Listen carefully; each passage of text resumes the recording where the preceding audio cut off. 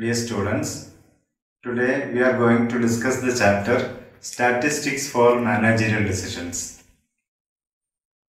Statistics is derived from the word status, which means a political government. Statistics എന്നുള്ള പദം ആവിർഭവിച്ചിരിക്കുന്നത് status എന്നുള്ള പദത്തിൽ നിന്നാണ്. അതിൻ്റെ അർത്ഥം ഒരു രാഷ്ട്രീയ സർക്കാരെന്നോ ഗവൺമെൻറ് എന്നോ മറ്റൊക്കെയാണ്. In olden days, it was not much in use, but it is used by rulers for collecting information regarding agriculture, military, land, etc. അപ്പോൾ വളരെ പഴയ കാലത്ത് സ്റ്റാറ്റിസ്റ്റിക്സ് എന്നുള്ള പദം കൂടുതൽ ഉപയോഗിച്ചിരുന്നില്ല. കൂടുതലും ഭരണാധികാരികൾ അവരുടെ കൃഷി, സൈന്യം മുതലായ വിവരങ്ങൾ കളക്ട് ചെയ്യുന്നതുമായി ബന്ധപ്പെട്ടിട്ടാണ് സ്റ്റാറ്റിസ്റ്റിക്സ് ഉപയോഗിച്ചിരുന്നത്.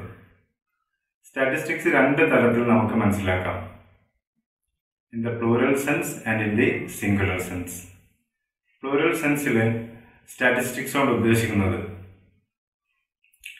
It is a numerical or quantitative facts systematically collected such as marks of students. അപ്പം സ്റ്റാറ്റിസ്റ്റിക്സിന് പ്ലൂറൽ സെൻസിൽ ഉദ്ദേശിക്കുന്നത് വിവരങ്ങൾ നമ്മൾ ഗണപരമായും വളരെ ക്രമപ്പെടുത്തിയും ശേഖരിക്കുന്നതുമായി ബന്ധപ്പെട്ടൊരു കാര്യമായിട്ടാണ് മനസ്സിലാക്കേണ്ടത്. അതേസമയം in the singular sense it means it is the science which deals with methods of collecting, organising, presenting and interpreting numerical data. അപ്പോൾ സിംഗുലർ സെൻസിലാണെങ്കിൽ നമ്മൾ സ്റ്റാറ്റിസ്റ്റിക്സിനെ മനസ്സിലാക്കുന്നത് വിവരങ്ങൾ ശേഖരിക്കുന്നതും അത് പ്രസിദ്ധപ്പെടുത്തുന്നതും വിവരങ്ങൾ സിസ്റ്റമാറ്റിക്കായിട്ട് ഓർഗനൈസ് ചെയ്യുന്നതുമായ ഒരു ശാസ്ത്രമായിട്ടാണ്. അപ്പോൾ സ്റ്റാറ്റിസ്റ്റിക്സിനെ നമ്മൾ സിംഗുലർ സെൻസിലും അതേപോലെ തന്നെ പ്ലൂറൽ സെൻസിലും മനസ്സിലാക്കുന്നുണ്ട്. ഇനി അതിൻ്റെ ഡെഫിനിഷൻ എന്താണെന്ന് നോക്കാം. ഇപ്പോൾ പ്ലൂറൽ സെൻസിൽ വളരെയധികം പ്രശസ്തമായൊരു ഡെഫിനിഷനാണ് നമ്മളിപ്പോൾ ഡിസ്കസ് ചെയ്യാൻ പോകുന്നത്. Statistics means it is the aggregates of facts.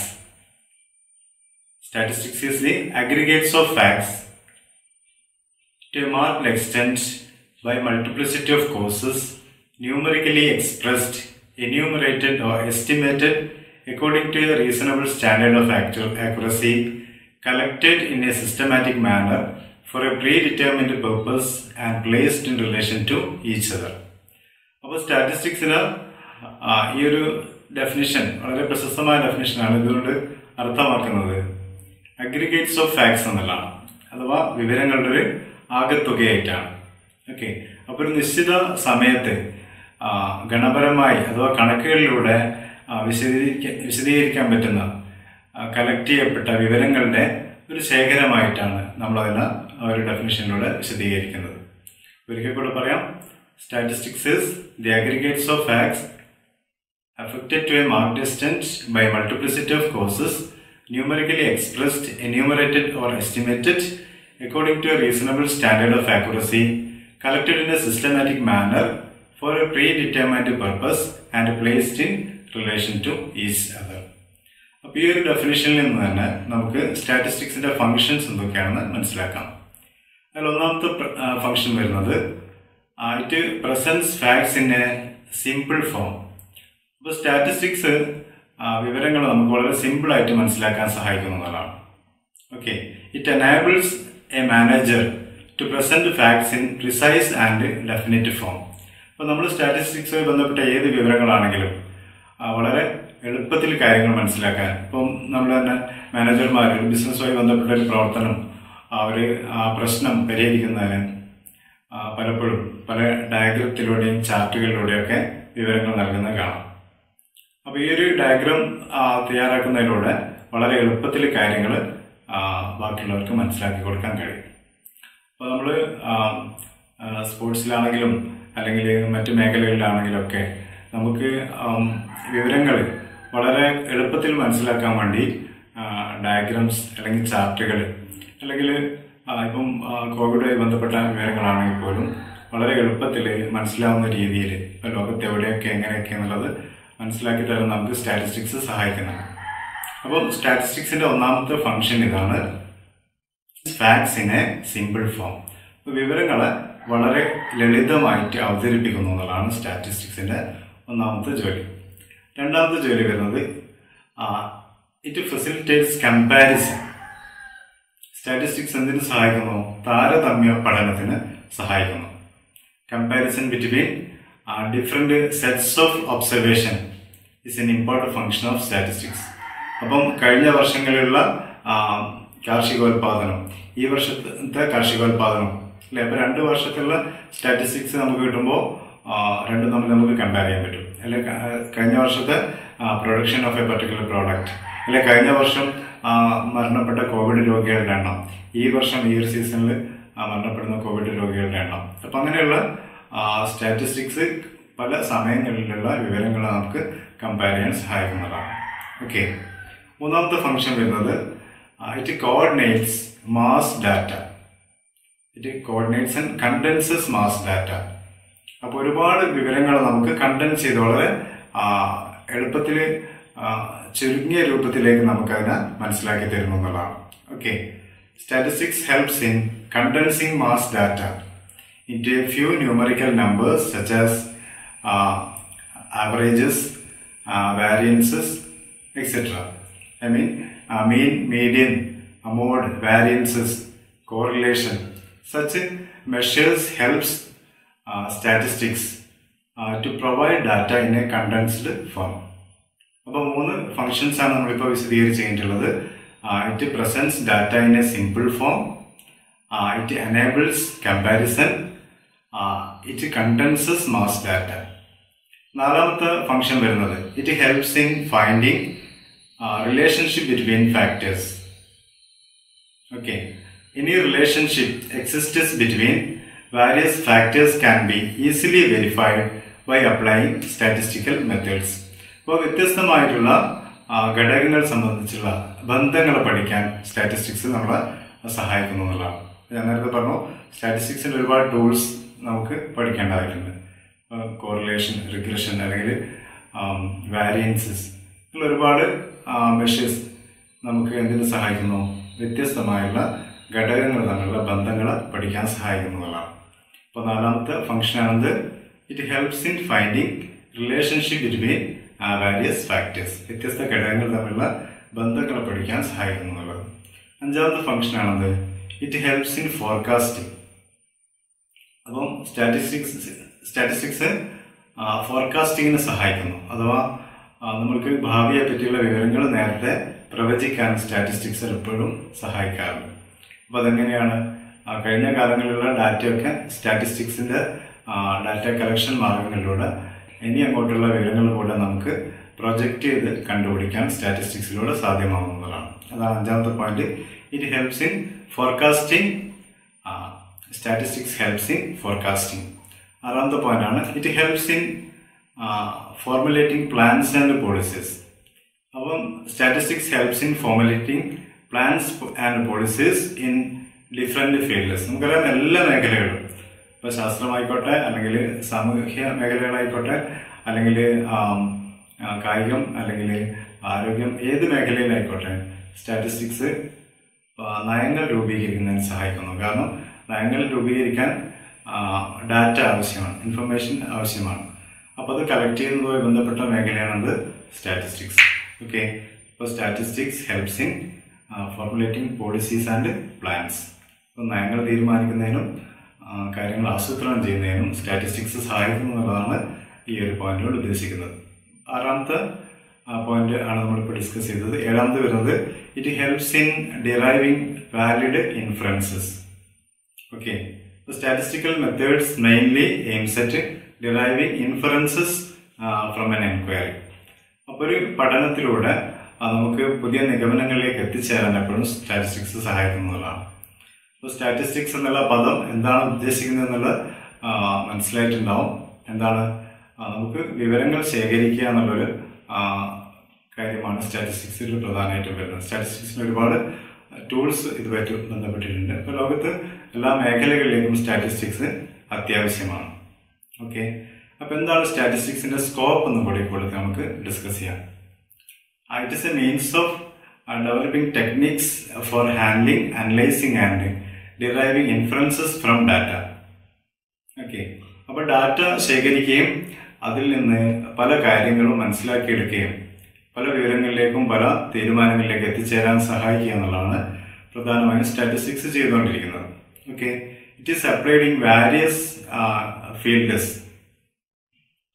such as commerce, economics, biology, business management, medicine, mathematics, planning, IT, sports, everywhere. അപ്പോൾ സ്റ്റാറ്റിസ്റ്റിക്സ് ഇല്ലാത്ത ഒരു മേഖലയില്ല എന്നുള്ളത് തന്നെ നമുക്ക് മനസ്സിലാക്കാൻ കഴിയും. സ്റ്റാറ്റിസ്റ്റിക്സിന്റെ ആവശ്യമില്ലാത്ത ഒരു ജീവിത മേഖലയും നമുക്ക് കാണാൻ കഴിയില്ല. ഓക്കെ, അപ്പോൾ സ്റ്റാറ്റിസ്റ്റിക്സിന്റെ സ്കോപ്പാണ് നമ്മൾ ഇപ്പോൾ ഡിസ്കസ് ചെയ്തിരിക്കുന്നത്. എന്തുകൊണ്ടാണ് സ്റ്റാറ്റിസ്റ്റിക്സ് പ്രാധാന്യം അർഹിക്കുന്നത്?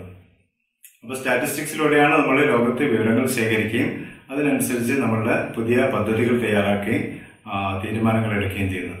അപ്പോൾ statistics helps in making plans and policies. അപ്പോൾ സ്റ്റാറ്റിസ്റ്റിക്സ് ആവശ്യമില്ലാത്തൊരു മേഖലയും ലോകത്തില്ല.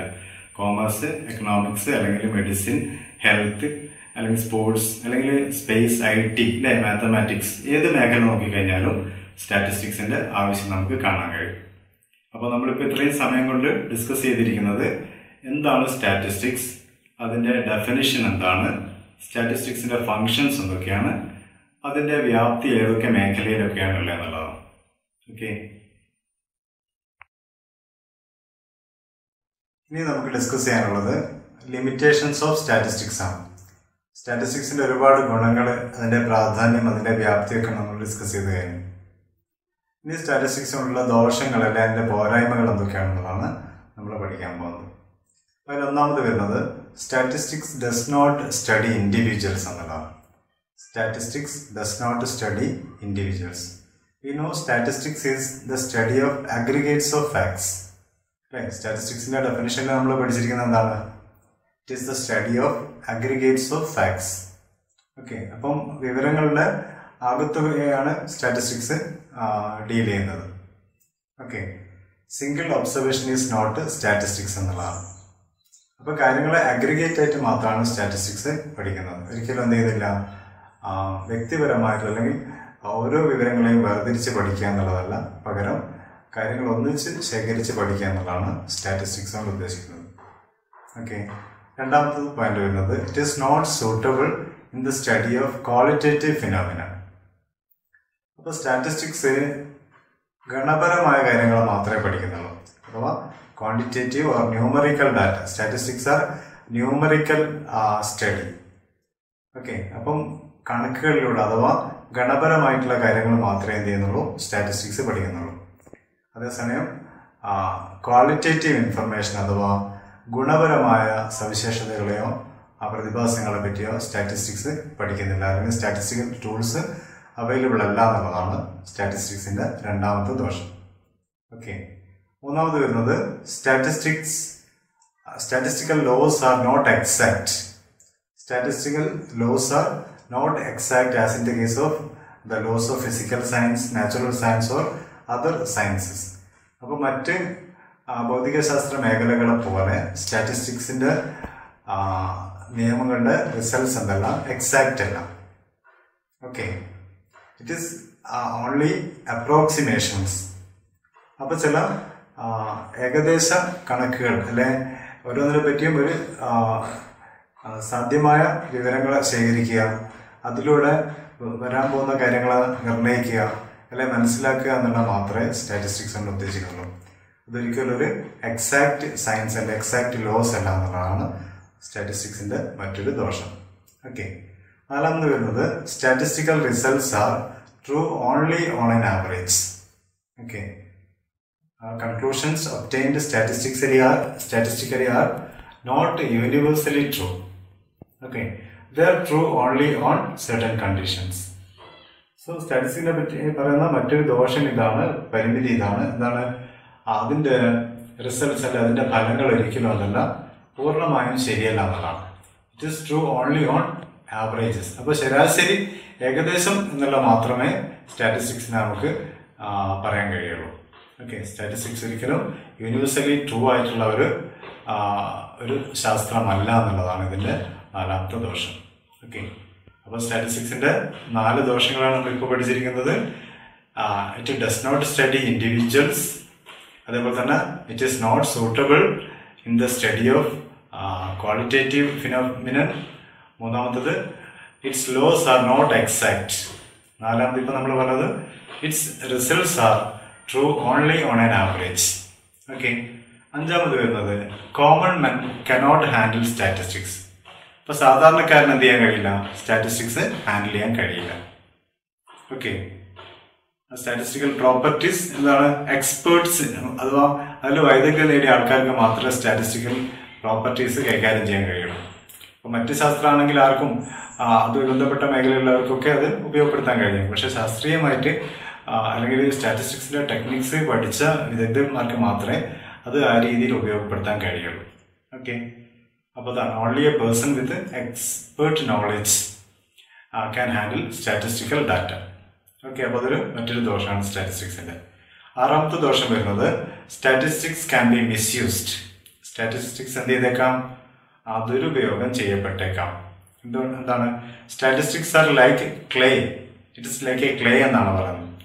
Of which one can make an idol of a god or a devil. അപ്പോൾ ഒരു കളിമണ്ണ് പോലെ, ആ കളിമണ്ണ് കൊണ്ട് നമുക്ക് എന്ത് ചെയ്യാം? ദൈവത്തിൻ്റെയും ക്രിയേറ്റ് ചെയ്യാൻ പറ്റും, അതേപോലെ തന്നെ ചെകുത്താനെയും ക്രിയേറ്റ് ചെയ്യാൻ പറ്റും. അതേപോലെ തന്നെയാണ് സ്റ്റാറ്റിസ്റ്റിക്സ്. അപ്പോൾ സ്റ്റാറ്റിസ്റ്റിക്സ് ഗുണത്തിനും ദോഷത്തിനും ഉപയോഗപ്പെടുത്താൻ കഴിയുന്നതാണ്. സ്റ്റാറ്റിസ്റ്റിക്സ് മേ ബി മിസ്യൂസ്ഡ് എന്നുള്ളതുകൊണ്ട് ഉദ്ദേശിക്കുന്നത്. കാരണം ഏകദേശം എന്നുള്ള രൂപത്തിലാണ് എന്ത് ചെയ്യുന്നത്? എല്ലാ കാര്യങ്ങളും ഇവിടെ നമ്മൾ പഠിക്കുന്നത്. അപ്പോൾ അത് രണ്ട് രീതിയിലും ഗുണപരമായിട്ടും ദോഷപരമായിട്ടും എന്ത് ചെയ്തേക്കാം? അത് മിസ്യൂസ് ചെയ്യപ്പെട്ടേക്കാം എന്നുള്ളതാണ് മറ്റൊരു ലിമിറ്റേഷൻ. ഓക്കെ, ഏഴാമത് വരുന്നത് it is only one of the methods of studying A problem. അപ്പോൾ ഒരു പ്രശ്നം പഠിക്കുന്നതിനുള്ള ഒരു മാർഗം മാത്രമായിട്ട് സ്റ്റാറ്റിസ്റ്റിക്സ് നമുക്ക് കാണാൻ കഴിയുള്ളൂ. അപ്പോൾ അത് പൂർണ്ണമായും ശരിയെന്നുള്ള എല്ലാം നമ്മൾ നേരത്തെ പറഞ്ഞിട്ടുണ്ട്. അതൊരു ശരാശരിയുടെ അടിസ്ഥാനത്തിൽ മാത്രമേ ശരിയാവുന്നുള്ളൂ എന്ന് പഠിച്ചിട്ടുണ്ട്. അത് അതേപോലെ തന്നെ ക്വാളിറ്റേറ്റീവ് ഇൻഫർമേഷൻ കൈകാര്യം ചെയ്യാൻ സാധ്യമല്ല എന്ന് പഠിച്ചിട്ടുണ്ട്. ഓക്കെ, അപ്പോൾ അതേപോലെ തന്നെ ഇൻഡിവിജ്വൽ ഇൻഫർമേഷൻ ആയി ബന്ധപ്പെട്ട കാര്യങ്ങൾ പഠിക്കാൻ കഴിയില്ല എന്ന് പഠിച്ചിട്ടുണ്ട്. അതേപോലെ തന്നെയാണ് ഇപ്പോൾ അവസാനമായിട്ട് ഏഴാമതായിട്ട് പറഞ്ഞിരിക്കുന്നത് statistics is only one method of studying A problem. അപ്പോൾ ഒരു പ്രശ്നം പഠിക്കാനുള്ള ഒരു മെത്തേഡ് മാത്രമായിട്ടാണ് സ്റ്റാറ്റിസ്റ്റിക്സിനെ നമുക്ക് കണ്ടെത്താൻ കഴിയുള്ളൂ. അതൊരു സൊല്യൂഷനായിട്ട് നമുക്ക് എപ്പോഴും അതിനെ നമുക്ക് പറയാൻ കഴിയില്ല. അപ്പോൾ സ്റ്റാറ്റിസ്റ്റിക്സിൻ്റെ ദോഷങ്ങളെ പറ്റിയാണ് നമ്മളിപ്പോൾ ഡിസ്കസ് ചെയ്തിരിക്കുന്നത്. ഒരിക്കൽ കൂടെ അത് പറയാം ആ പോയിന്റ്സ്. ഒന്ന്, it does not study individuals. Statistics does not study individuals. Okay, അപ്പോൾ aggregate study of aggregates of facts ആണ് നമ്മൾ നേരത്തെ പറഞ്ഞിട്ടുണ്ട് സ്റ്റാറ്റിസ്റ്റിക്സ്. അപ്പോൾ ഒരിക്കലും സ്റ്റാറ്റിസ്റ്റിക്സ് എന്ത് ചെയ്യുന്നില്ല? ഇൻഡിവിജ്വൽ അഥവാ വ്യക്തിഗതമായിട്ടുള്ള വിവരങ്ങളെ പഠിക്കുന്നില്ല. രണ്ടാമത് പറഞ്ഞിരിക്കുന്നത് it is not suitable for the study of qualitative information, qualitative phenomenon. That means it studies only numerical data. അപ്പം ഗുണപരമായ കാര്യങ്ങൾ പഠിക്കാൻ കഴിയില്ല എന്നുള്ളതാണ് സ്റ്റാറ്റിസ്റ്റിക്സിൻ്റെ രണ്ടാമത്തെ ദോഷം. മൂന്നാമത് പറഞ്ഞിരിക്കുന്നത് എന്താണ്? Statistical laws are not exact.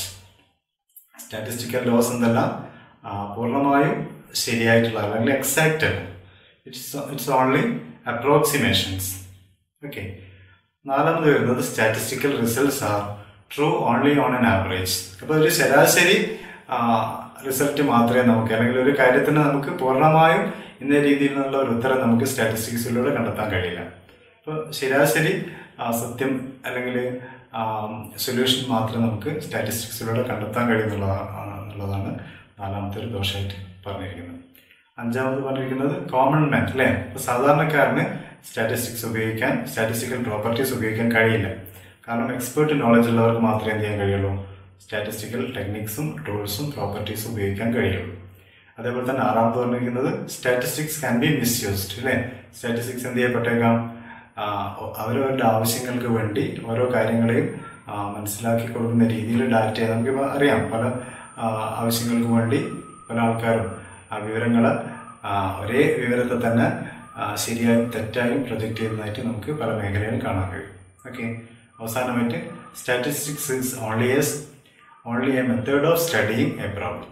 Okay, അപ്പോൾ സ്റ്റാറ്റിസ്റ്റിക്സിൻ്റെ ദോഷങ്ങളാണ് നമ്മളിപ്പോൾ ഡിസ്കസ് ചെയ്തിരിക്കുന്നത്.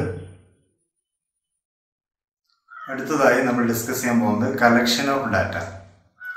Collection and organization of data is the first step in the statistical inquiry.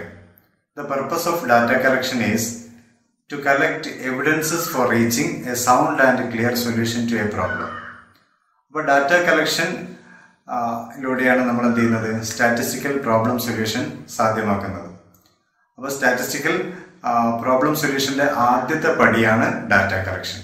അഥവാ നമുക്ക് വിവരങ്ങൾ ശേഖരിച്ചു കഴിഞ്ഞാൽ മാത്രമേ സ്റ്റാറ്റിസ്റ്റിക്കൽ സ്റ്റഡി നടത്താനും സ്റ്റാറ്റിസ്റ്റിക്കൽ സൊല്യൂഷൻസിലേക്ക് അത് എത്തിച്ചേർക്കാനും കഴിയുള്ളൂ. Okay, so next, what are the methods of collecting data?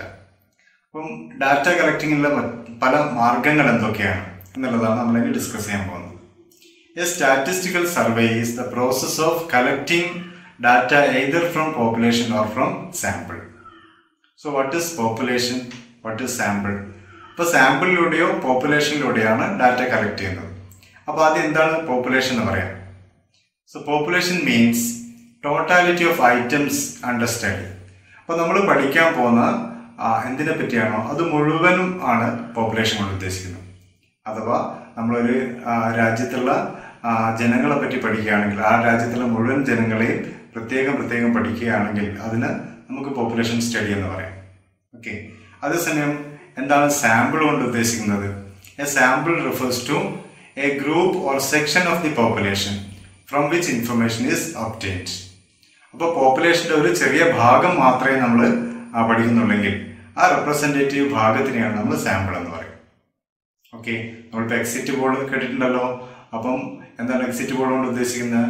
ഒരു രാജ്യത്തിൻ്റെ ഇലക്ഷൻ നടക്കുമ്പോൾ ആ ഇലക്ഷൻ്റെ മുഴുവൻ ബൂത്തുകളും പഠനം നടത്താതെ ഏതെങ്കിലും റെപ്രസെൻറ്റേറ്റീവായിട്ടുള്ള 1-2 ബൂത്തുകൾ മാത്രം പഠിച്ചുകൊണ്ട് ആരാണ് ഇലക്ഷനിൽ വിജയിക്കുക എന്ന് കണ്ടെത്തുന്ന മാർഗമാണ് എക്സിറ്റ് പോൾ എന്ന് പറയും.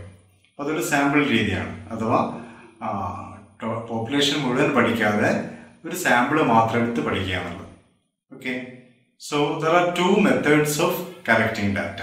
One is census method, another one is sample method. അപ്പോൾ 2 methods ഓഫ് ഡാറ്റ കളക്ഷൻ നമുക്ക് പഠിക്കാനുള്ളത്. അതൊക്കെയാണ് സെൻസസ് മെത്തേഡും സാമ്പിൾ മെത്തേഡും. എന്താ സെൻസസ് മെത്തേഡ് കൊണ്ട് ഉദ്ദേശിക്കുന്നത് അറിയോ?